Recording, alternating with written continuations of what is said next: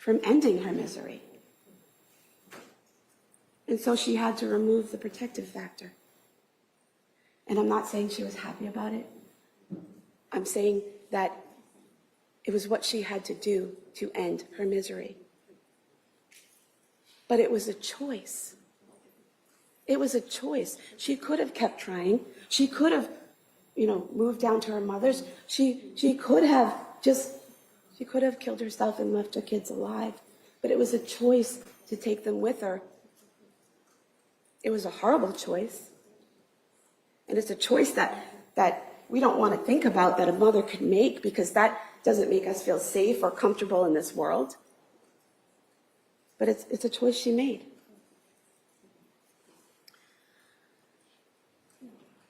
She knew it was wrong because she sent Patrick out to do it. She could conform her behavior because she waited until he was gone and didn't tell him what was going on those phone calls, didn't call 911 for help, didn't lock herself in a bathroom upon hearing this voice. She knew it was wrong. She didn't take advantage of this situation. She created this situation, this opportunity to do what she wanted.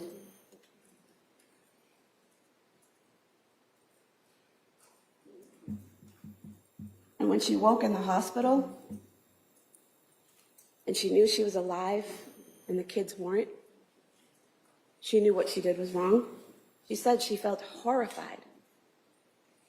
And then, while still with a tube in her throat, she's asking, do I have a lawyer? And it's not what defense said. It was after surgery and she's delirious. Look at the records. She had surgery on the 27th. She's asking if she has a lawyer on the 26th. Do I have a lawyer? Because she knows what she did was wrong.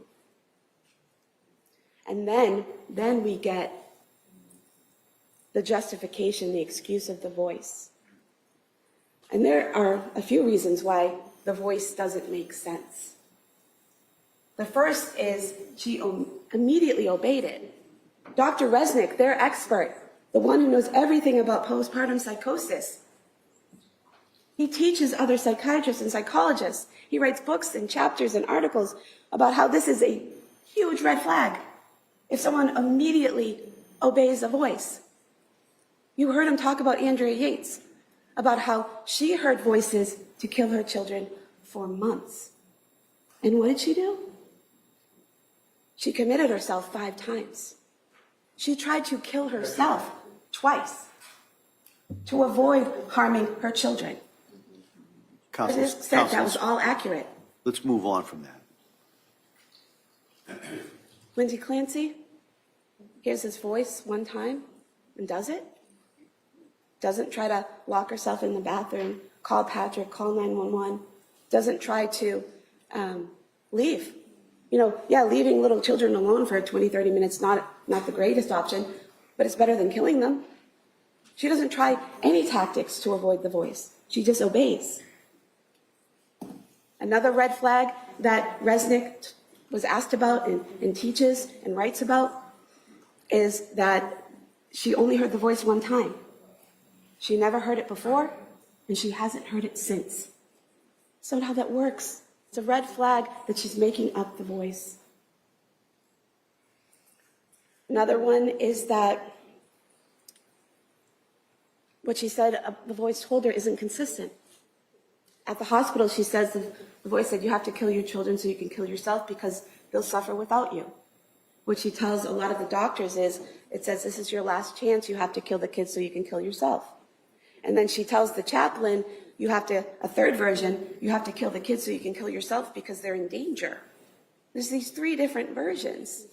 Another red flag, it doesn't make sense. That she's saying the voice says all these different things. And then the fourth thing that doesn't make sense about the voice is that it's vague in its command. It doesn't tell her how to kill the kids, where, with what. Nothing. It says kill the kids so you can kill yourself. So she had to choose where, the basement. She had to choose how, strangulation. She had to choose with what, exercise ban. Choose again, exercise ban. Choose again, exercise ban. She had to choose how to kill herself. Now, if you're being compelled by this voice, and you have no free will whatsoever, you're just doing, your body's acting on the voice, why wouldn't you just kill yourself the same way you killed the children? You strangled them, you hang yourself. That's acting on compulsion, that's no choice. She tried 3 different ways. And none of them similar to what happened to the kids. And I'll take this other quarter now and explain to you why we got into the superficiality of the wounds and why we got into the height of the window and why we got into how she didn't take enough pills to actually kill herself. We're not saying she didn't want to kill herself. We're talking about that third prong of suicidality that Dr. Satoff talked about. Remember, he talked about aloneness and feeling burdensome, but that third category, capability. She wanted to kill herself, but her natural instinct to live was fighting against that. So she took pills, but you heard the toxicologists, they were all at therapeutic levels or below, except the Seroquel, which was a little elevated. She cut herself, but you saw the cuts on the meaty part of her arm horizontally. No arteries, no major blood vessels.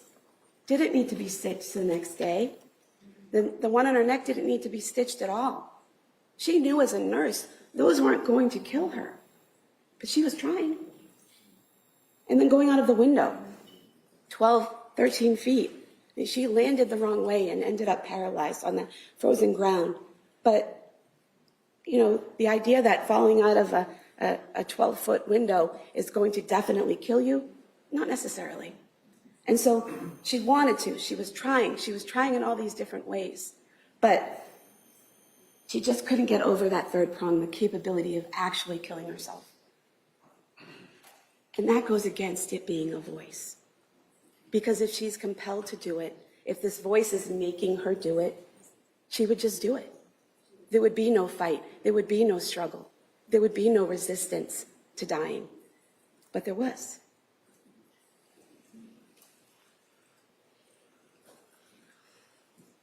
I guess the third one is Dr. Zeisel. We've never said that he told the defendant what to say. Not one witness, not one piece of evidence. The only person that said that Dr. Zeisel, that we were trying to say Dr. Zeisel told her to make up the voice, is defense counsel.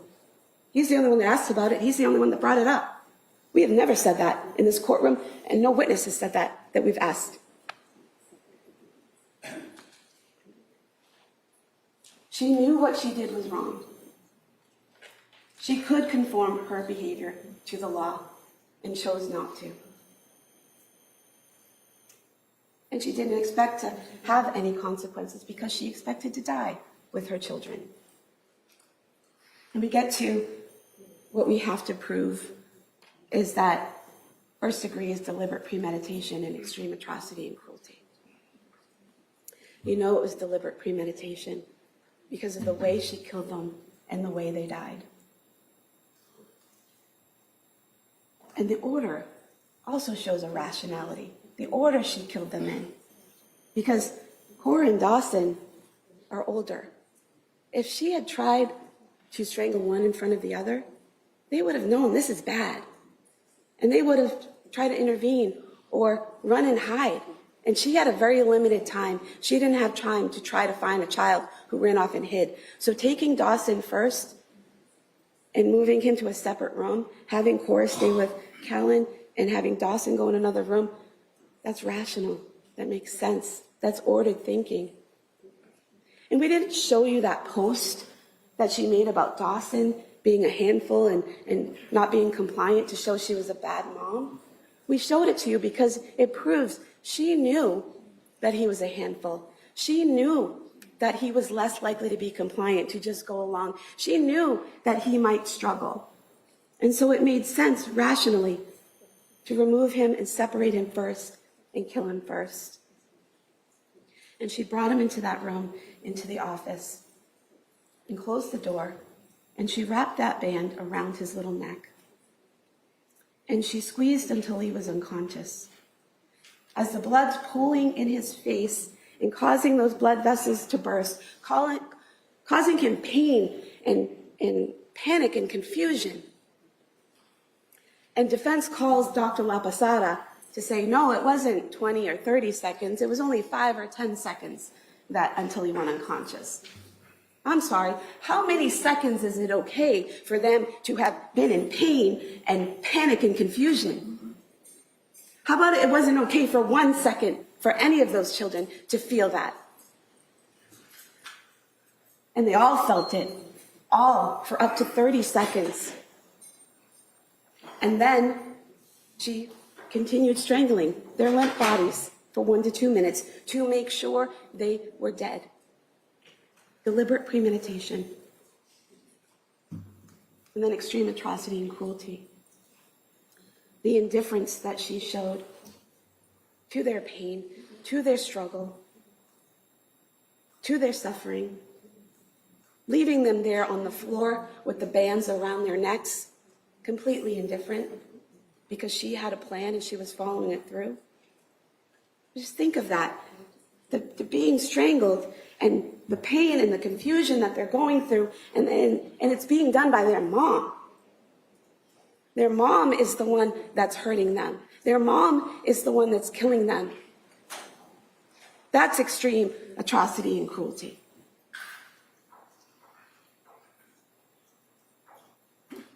She didn't see them in that moment as individual human beings with rights, with dreams, with futures, individually belonging to them. You heard about the 3 kids. Cora wanted to be a doctor and a mom. Dawson wanted to be a firefighter. Callan never got the chance to dream. Who knows what future he would have dreamed for himself.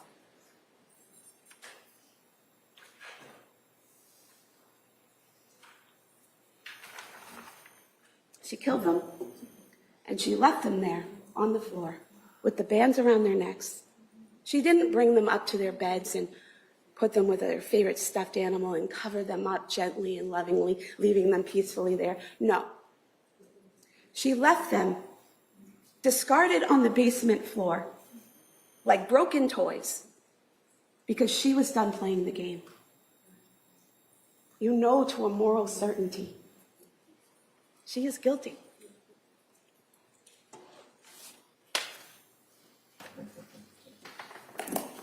All right, thank you, counsel. Now, members of the jury can sit here for a while. Does anybody need a short break? I think that would. All right. So we're going to return now to the instructions that I have. In rereading my instructions, I just kind of want to make sure that something's clear. So I'm going to ask you to go back to page 6. I think we were talking about murder in the second degree. Everybody get there.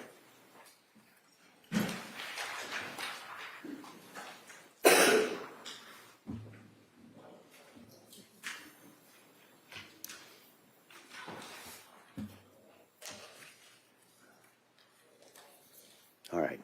And what I just kind of wanted to make clear, that you may consider the defendant's mental condition at the time of the killing, including any credible evidence of mental impairment or the effect on the defendant of her consumption of prescription drugs, in determining any of the elements in the murder in the second degree charge as well.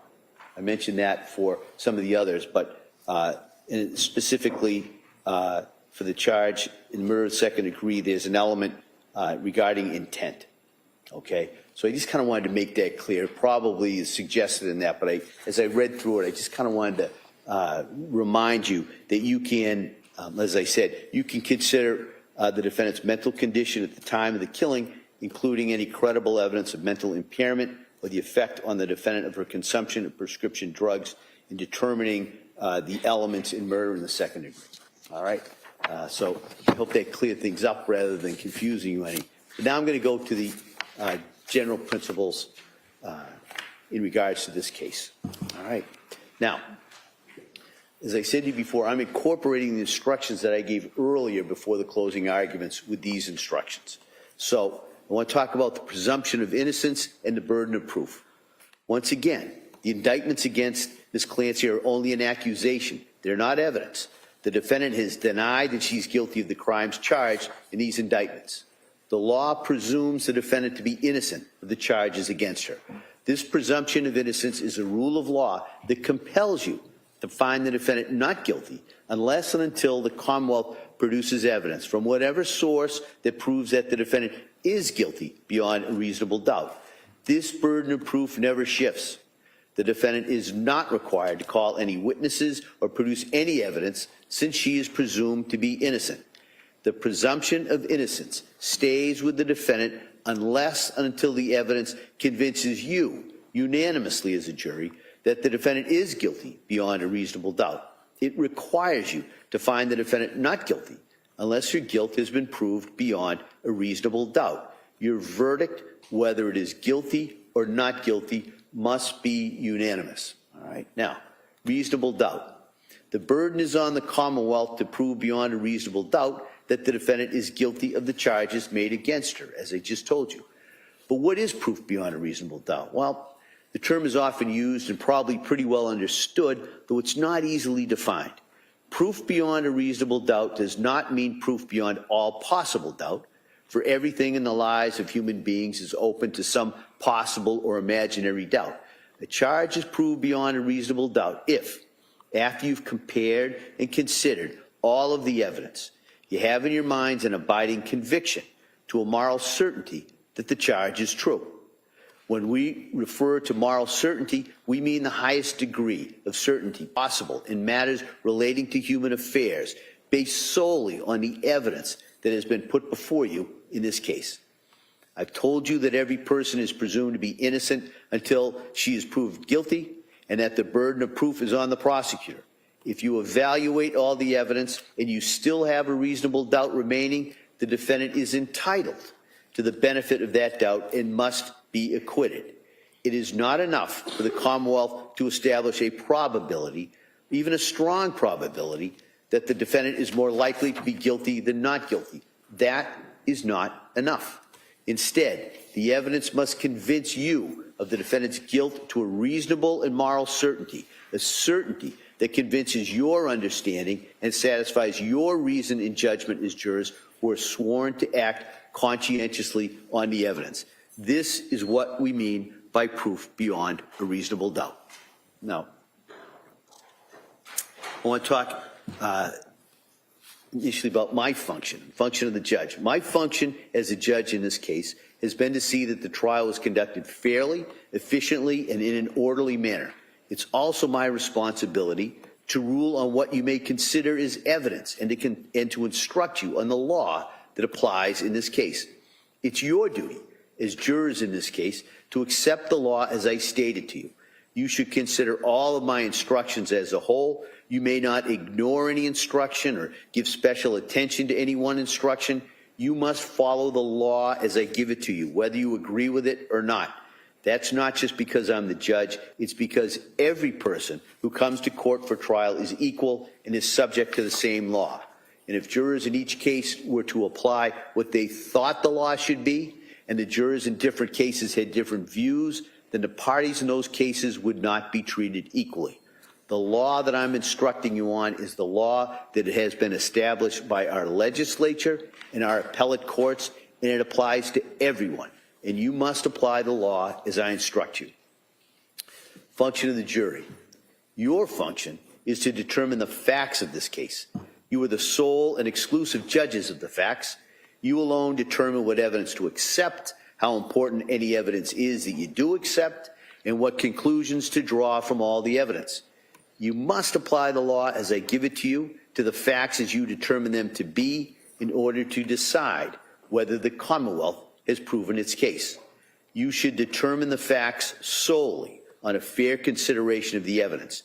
You are to be completely fair and impartial, and you are not to be swayed by prejudice, by personal likes or dislikes towards either side, or by any personal view you may have the nature of the claims or the defenses in the case.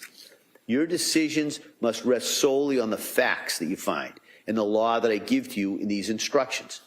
Nor are you to be influenced by any personal likes or dislikes you've come to feel towards any party or any attorney.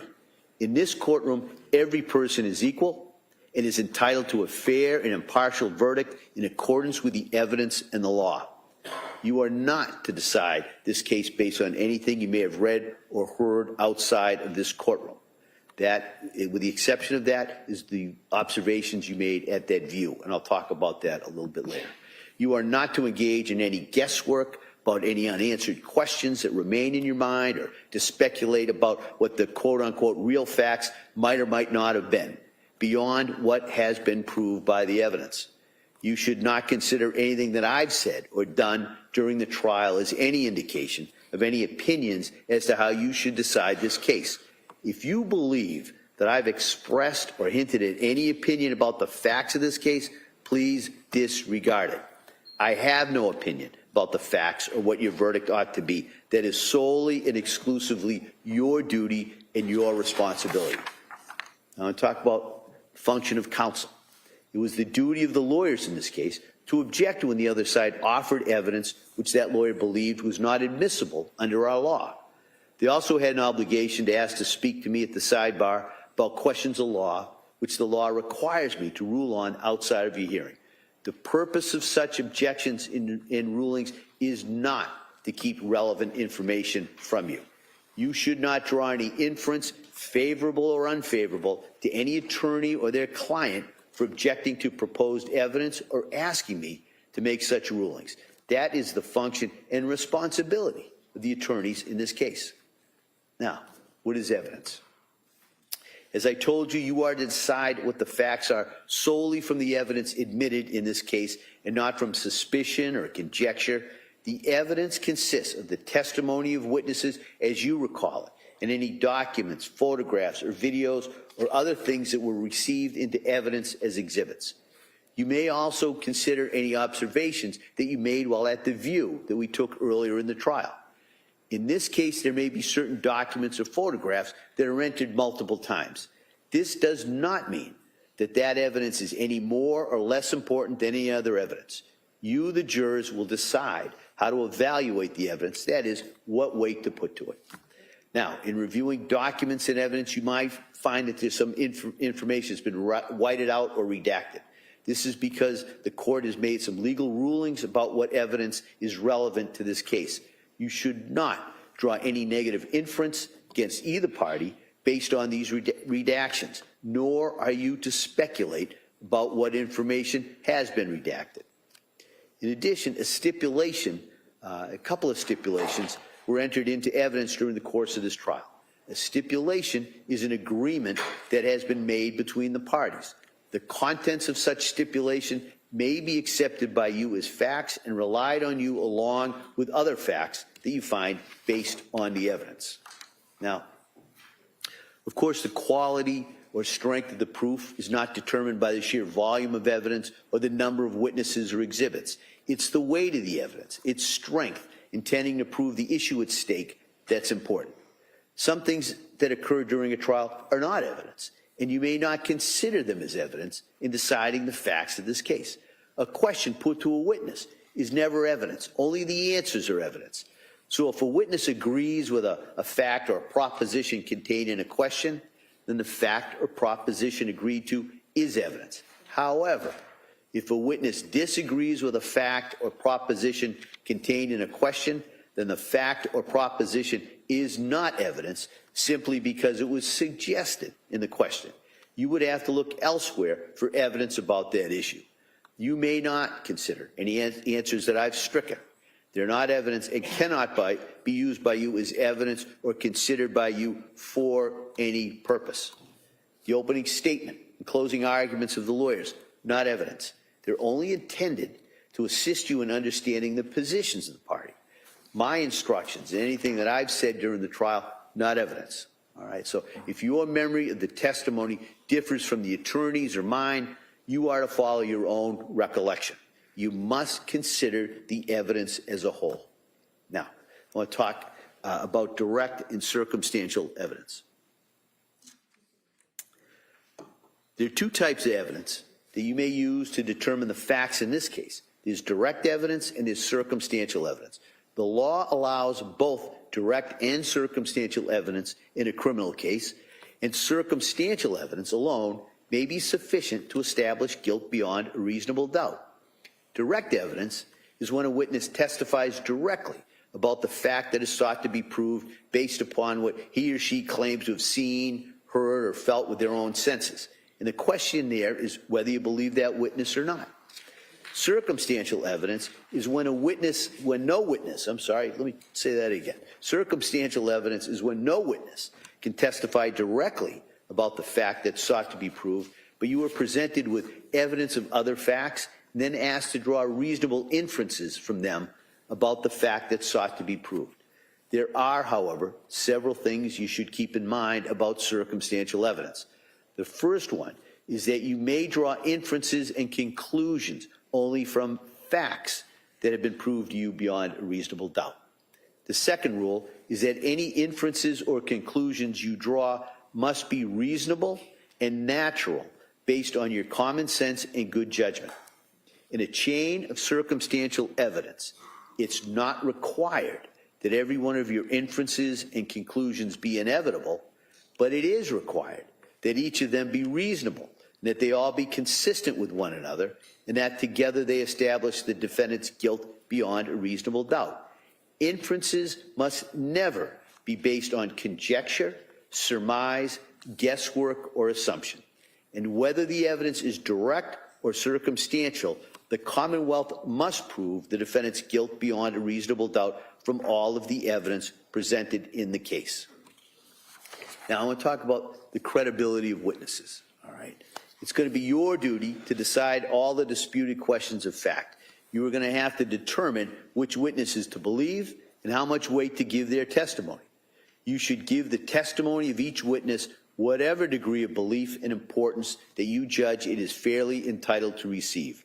You are the sole judges of the credibility of the witnesses, and if there are any conflicts in the testimony, it's your function to resolve those conflicts and to determine where the truth lies. You may believe everything a witness says, or only part of it, or none of it at all. If you do not believe a witness's testimony that something happened, of course your disbelief is not evidence that it did not happen. When you disbelieve a witness, it just means that you have to look elsewhere for credible evidence about that issue. And when deciding whether to believe a witness and how much importance to give a witness's testimony, you must look at all the evidence, drawing on your own common sense and experience of life.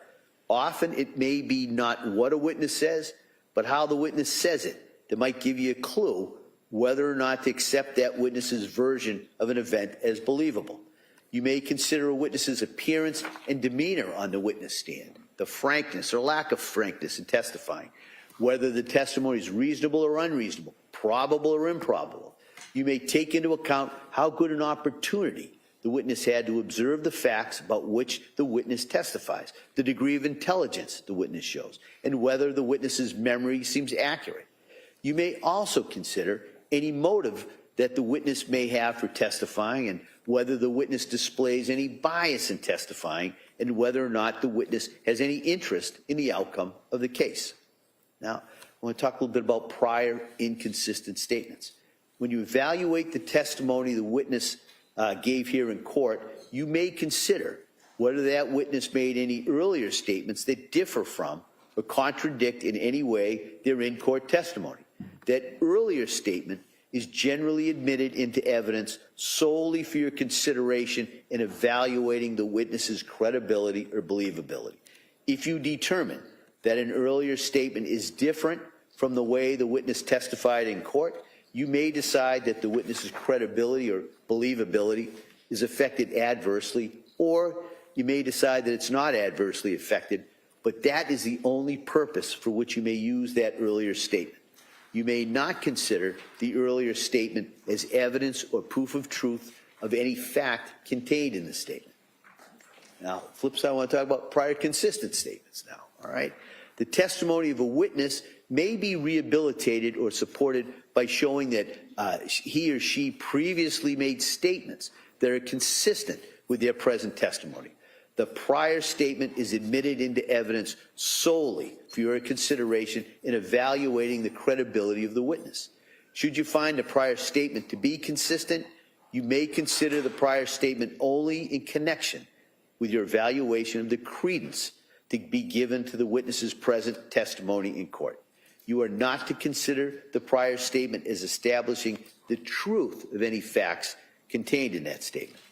Now, I want to talk about the defendant's statements that were made to evaluating psychiatrists or psychologists.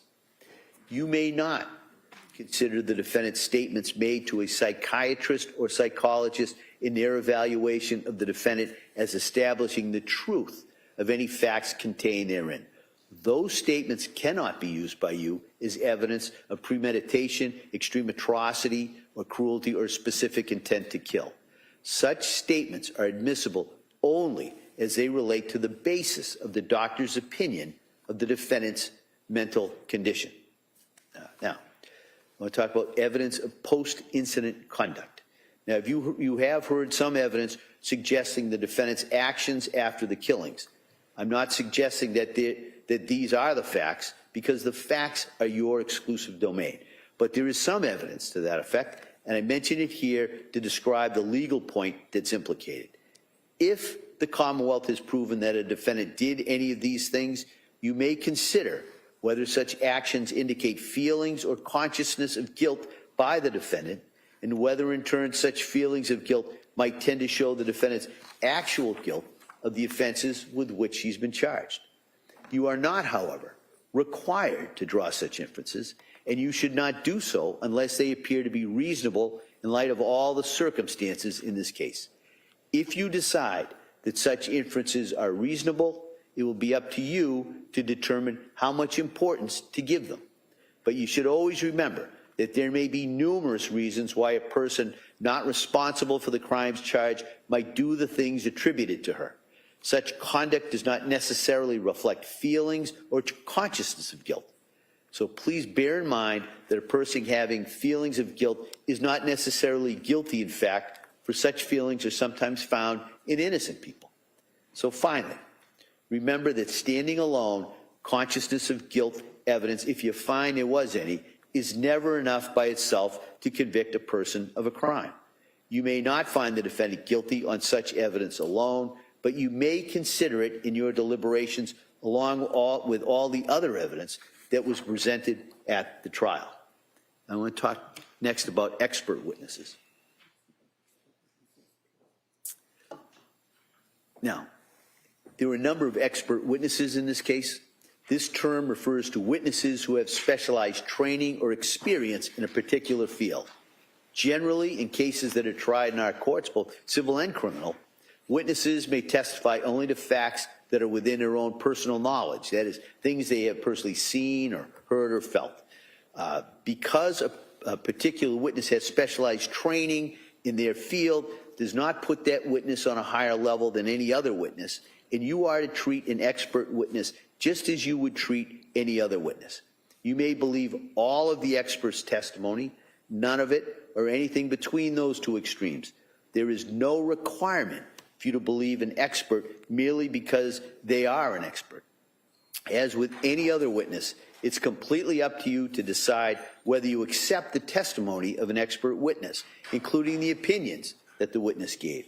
It's also entirely up to you to decide whether you accept the facts relied on by the expert and decide what conclusions, if any, you draw from the expert's testimony. You must, as has been explained, keep firmly in mind that you alone decide what the facts are. If you conclude that an expert's opinion is not based on the facts as you find those facts to be, then you may reject the testimony and the opinion of the expert in whole or in part. You are also free to reject the testimony and the opinion of an expert witness in whole or in part if you determine that the witness's opinion is not based on sufficient education, experience, or that the testimony of the witness was motivated by some bias or interest in this case. All right? Now, you may have noticed that Ms. Clancy did not testify at this trial. The defendant has an absolute right not to testify, since the entire burden of proof in this case is on the Commonwealth to prove that the defendant is guilty. It is not up to the defendant to prove that she is innocent. Under our system of law, a defendant has a perfect right to say to the Commonwealth, quote, "You have the burden of proving your case against me beyond a reasonable doubt. I do not have to say a word, unquote. The fact that the defendant did not testify has nothing to do with the question of whether she's guilty or not guilty. You are not to draw any adverse inference against the defendant because she did not testify. You are not to consider it in any way or even discuss it in your deliberations. You must determine whether the Commonwealth has proved its case against the defendant based solely on the testimony of the witnesses and the exhibits. Now, speaking of the exhibits, now I'm going to talk about that. You will have all the exhibits and the stipulations with you in the jury room. If there's a need to play an exhibit or view one, the court will make a computer available for you to use. The things you heard me say we're marking for identification only are not evidence, and you're not going to have those items with you in the jury room because they're not technically part of the evidence. We marked them so we could keep track of them as we went from witness to witness, and there'd be a clear record of some of the rulings I made. So coming back, however, the exhibits that were introduced in evidence, you'll have those with you.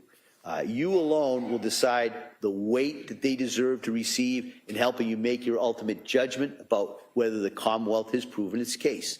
You're not required to believe something simply because it's written on a piece of paper or it appears in a photograph. You're not, of course, required to disbelieve it just because it appears there either. Whether to believe what an exhibit purports to show and how much weight to give the exhibit is entirely up to you to decide. Now, the view. Early in the trial, we drove by some sites and visited an address in Duxbury. As I told you at the time, we referred to that as a view. The purpose of the view was to help you better understand the evidence that you heard during the trial and to help you appreciate the location and its surroundings. The view is part of the case. The observations that you made while on the view may be used and considered in your deliberations in reaching a verdict. Now, I want to talk a little bit about some photographs. The Commonwealth has introduced certain photographs depicting the victims. You'll have those photographs with you during your deliberations. The images depicted are not pleasant. As I instructed you at the time they were introduced, your verdict must not in any way be influenced by the fact that these images are unpleasant or graphic. The defendant is entitled to a verdict based solely on the evidence and not one based on pity or sympathy for the decedents, which might be occasioned by the images depicted. Consider those exhibits only as they may draw attention to a clinical, medical status, or nature of the victim's injuries, the cause of their death, or to the nature of the incident itself. Now, about notes. At the outset of the case, I spoke to you regarding the use of notes, and I want to repeat it this time. Your notes are only an aid to memory and should not be given any precedent over your independent recollection of the facts. Whether you took notes or you didn't, you must rely on your own memory. Do not use your notes to try to persuade your fellow jurors of the accuracy of your reflections, and no juror should be influenced by the notes of other jurors. Your notes are not official or even unofficial transcripts, all right? Now, we'll talk about the use of phones or computers. During your deliberations, you must not communicate with or provide any information to anyone by any means about this case. You may not use any electronic device or media, such as a computer or a phone, to communicate to anyone any information about this case or to conduct any research about this case until I accept your verdict. Kind of want to make that real clear, all right? So if somebody has a question in that jury room, you are not allowed to try and answer it by anything other than through the exhibits and evidence you've heard, all right? We said, so I just kind of want to make that real clear. Nobody is to use a phone to communicate, to try and look. Don't talk to anybody while you're deliberating. Don't try and look up anything, things like that, all right? Just kind of make that as clear as I can. Now, before I go any farther, I have to do one more duty, and that's to select a foreperson of the jury. We have a foreperson for two purposes.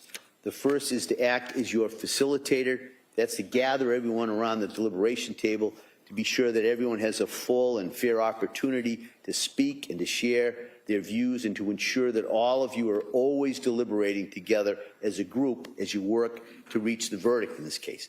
The second purpose of the foreperson is to act as your spokesperson here in open court.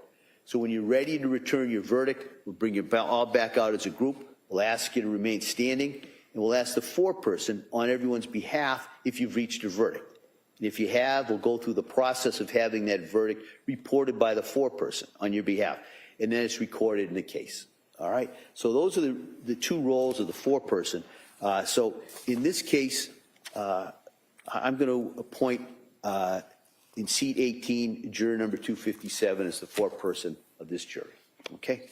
Now, members of the jury, if during the course of your deliberations you should have a question about the law or about my instructions on the law, and by telling this, I'm not suggesting you'll have one, but if you should do the following. All right? You should all first agree on the form of the question, have the foreperson write it down on a piece of paper, and the foreperson should give it to the court officer, who'll bring it to me. I'll call the lawyers together. We'll consider your question and how I should respond to it, and then I'll either bring it back out here in the courtroom and respond to you here in open court with an answer, or if it's appropriate, I might just write the answer down in response to your question and send it back to the jury room. So now that process accounts for, may cause a lag time between when you ask the question, get it sent out here, and I meet with the lawyers, decide how we answer it, and get the answer back to you. So if you can continue to keep deliberating while waiting for my response, by all means do so. If you cannot go further without my response, then stop, and I'll get my response to you as quickly as I can. If it's necessary to communicate with me on any matter during the deliberations, I'd ask you to do so in writing, send me a note, and I'll respond to it.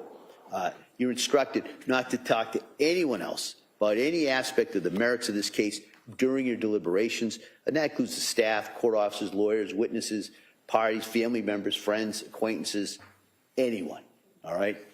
Now, your communications with the court officers should have to do, really just matters of scheduling and breaks, when you come back to the courtroom, that kind of thing. But even with them, don't discuss what's going on inside that jury room if you can. Now, while you're in the jury room, you should all talk about this case only in the presence of each other. That is, at some point, we'll have lunch brought to you. So if you'd like, you may as a group decide to suspend your deliberations, have lunch, and then return to the deliberations. Or you might decide you'd like to work through lunch while deliberating. Either way, the only thing we can't have is some of you eating lunch separate from others while deliberating. All right? So no subcommittees in a sense. What you do as a group. All right? You do it all together. Now I'm going to get to a difficult part, reducing and sending out the jury, all right? When we impanel a jury at the beginning of a trial, we never know whether some personal emergency will arise or during the course of the trial, which would require one or more of the jurors to be excused from further jury duty. To avoid having to start the trial all over again, if that should occur, we impaneled, in this case, 18 jurors, even though the case will be eventually decided by 12 of you. And we made that decision because this is a lengthy case over the summer. The time has now come to reduce that number. This is especially difficult in this case, where all 18 of you have been equally dedicated and attentive to this case during the course of this trial, but the case is to be decided by 12, all right?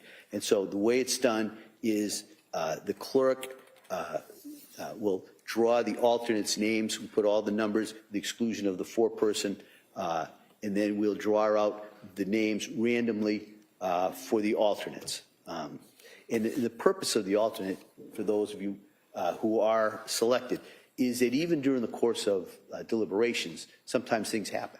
You know, one of the deliberating jurors gets sick or a family emergency, and so we may, and it happens fairly regularly, that would have to substitute one of the alternate jurors into the deliberating jurors. Because if we didn't have the alternate jurors still here, we'd have to start all over again. So that's why we do it. It doesn't make it any easier, but I thought I'd just explain to you why we have to do that. As I put in here, fate makes you an alternate juror. Don't take it personally.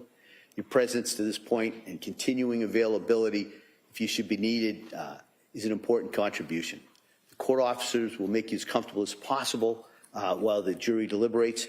If you're an alternate juror, you should not discuss this case with anyone at all while the deliberations are ongoing, nor discuss it among your fellow alternates. as the need might come up that you have to join in the deliberations. So in other words, the alternate jurors can't have their own kind of informal deliberations. It's very difficult, but I just kind of want to make that clear, that you have to do that, or you cannot do that. So at this point, I'm going to ask the clerk to reduce the jury at this point. The following jurors are chosen as alternates.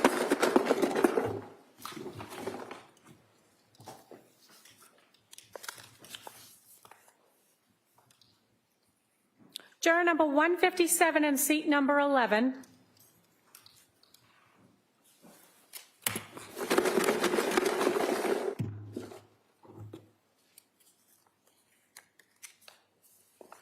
Juror number 162 in seat number 12.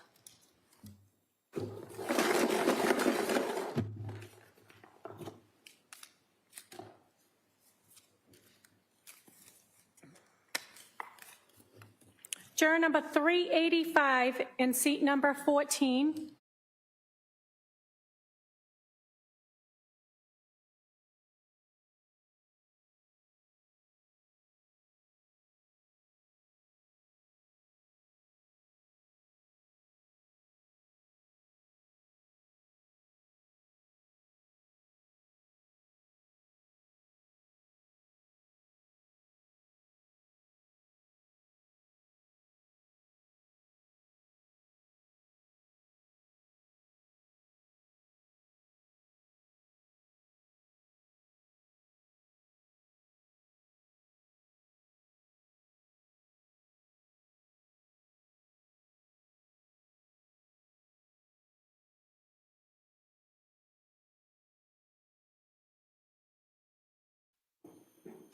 What I kind of forgotten to talk about, I mentioned it with the foreperson and everyone, in regards to the verdict, just the verdict slip.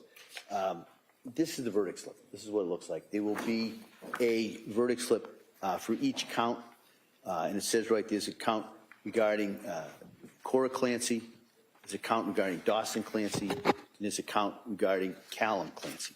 And on each of those, there's a box for not guilty by lack of criminal responsibility, guilty of murder in the first degree by the theory of deliberate premeditation, or extreme atrocity and cruelty.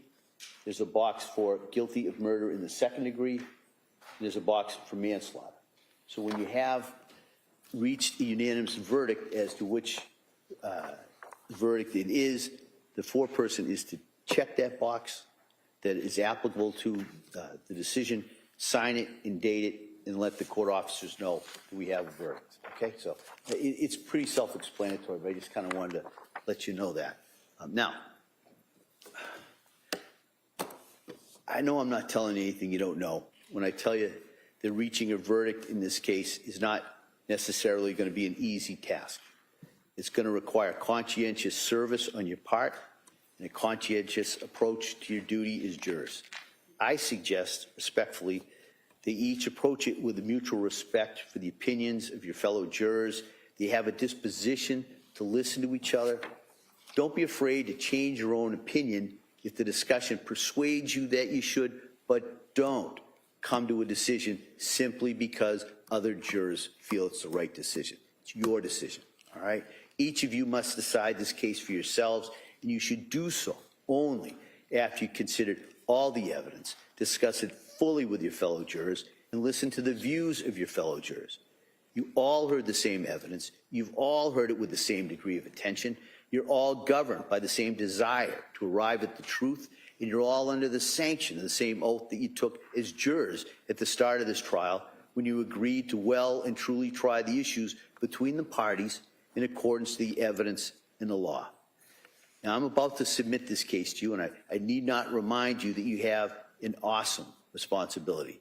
But I believe that you will bring to bear all the wisdom and the judgment and the conscience that you possess in reaching your verdict in this case. All that we can expect from you is that you decide this case with integrity and with principle. Now, everyone has feelings, assumptions, perceptions, fears, stereotypes. Those are implicit biases that we may not even be aware of. These hidden thoughts can impact what we see and hear, how we remember what we see and hear, and how we make important decisions. Because you're making such an important decision in this case, I strongly encourage you to evaluate the evidence carefully. Resist jumping to conclusions based on personal likes or dislikes, generalizations, gut feelings, prejudices, sympathies, stereotypes, or biases. The law demands that you return a just verdict based solely on the evidence, your individual evaluations of that evidence, your reason and your common sense in these instructions. Our system of justice is counting on you to render a fair decision based on the evidence and not on biases. Please have confidence in what you're about to do, all right? I have that confidence in you. I don't think I've ever seen a more dedicated group of jurors in any trial that I've ever been involved in. You're all people of intelligence and common sense. Collectively, you're bringing a truly powerful force to determine the truth of the matters in this case. And I, as I said, have great confidence with this case in your hands. You're honest, thoughtful, and fair, and be that as you took the oath to be. I am completely confident they'll be able to arrive at a just verdict, whatever that verdict may be. So at this time, I'm going to ask if I could see counsel at sidebar just for a second, and then we'll have the clerks swear in the court officers, and then you'll be sent out to deliberate.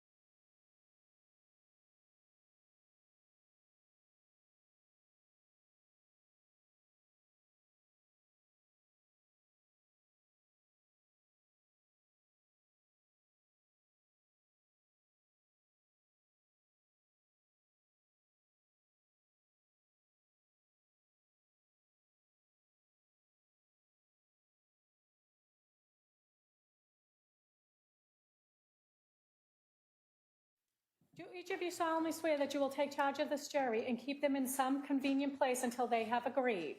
That you will not speak to them yourselves nor suffer anyone else to speak to them, except by order of the court, so help you God? As to the alternate jurors, keep your hands raised. Do you solemnly swear that you will take charge of these alternate jurors and keep them in a convenient place, separate and apart from the other members, that you will not speak to them yourselves nor suffer anyone else to speak to them, except by order of the court, so help you God? I do. Thank you. All right. Members of the jury, you may now retire to consider your verdict. Thank you. Court, all rise. Jury, there be no votes. Construction, television.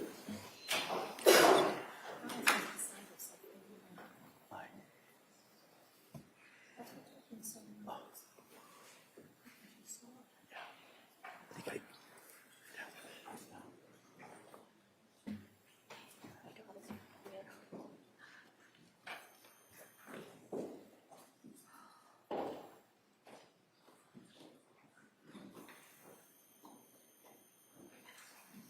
Jurors have exited the courtroom. All right, everybody can be seated.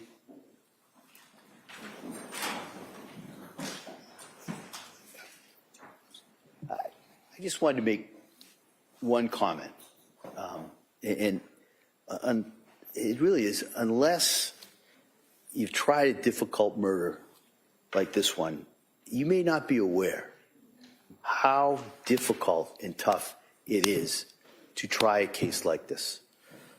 It's emotionally taxing, it's intellectually challenging, it's physically exhausting. So I just wanted to commend all three counsel for their work and their efforts in this case, in this trial. I know how challenging it's been for them, so I just kind of wanted to acknowledge that and thank them for their efforts in regards in this case. So then before we break, could I see counsel just in regards to a couple of the exhibits?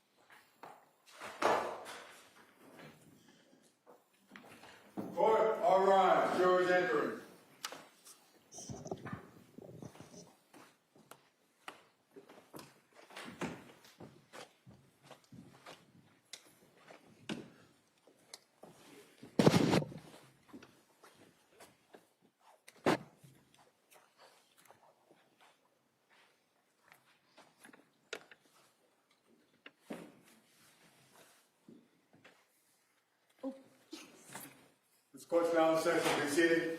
Your Honor, present before the court, we have 12 deliberating jurors and 6 alternates in the matter of Commonwealth versus Lindsay Clancy. All other parties are present. All right, thank you, Madam Clerk. You're welcome. What I wanted to bring you in, it's been a long day for everyone. And so what I'm going to do is excuse all of you till tomorrow morning, 9 o'clock. I just want to, as you can imagine, want to reiterate those instructions. Now you are either deliberating jurors or alternates, possibly to deliberate. So I can't stress it even more than I have for the last 5 weeks. Don't read anything about this case. Don't talk about this case with anyone, even at home. Don't listen to anything. Just put this out of your head. Come back here tomorrow morning. We'll start at 9 o'clock. What'll happen is we'll have you come in. I'll bring you in. I'll ask you those questions. I'll just turn you right around and have you back deliberating. All right? And so with that, with my thanks to everyone, excuse you till tomorrow morning. Thank you. Court, all rise.